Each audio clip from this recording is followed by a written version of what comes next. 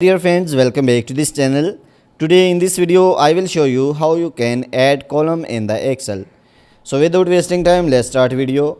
If you find this video is helpful for you, then please give like this video and subscribe our channel. So firstly, select the cell on which you want to add. So after selecting the cells, you can see home options, then click on it, and here you can see auto sum icon. Then click on sum icons. So when you will click on sum icons, all cells in the column selected by default. So if you want to sum cells, so here you can add it.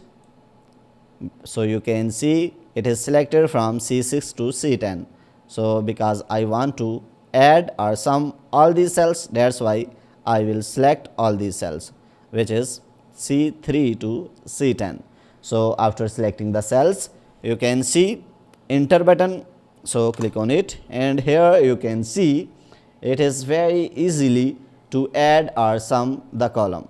So if you want to add this column, so you don't need to do this. So firstly, select the cell where you created the formula. So after that, just drag the plus icon. So you can see all is done. So in this way you can add column in the Excel.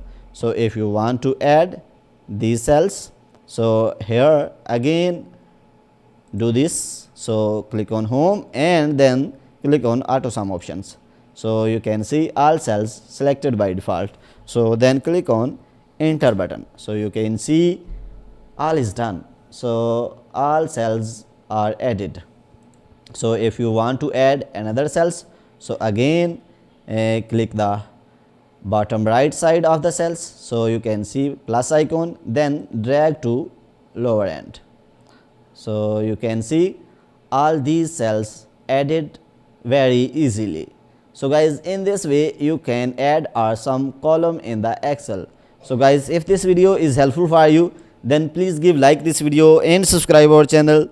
Thanks for watching.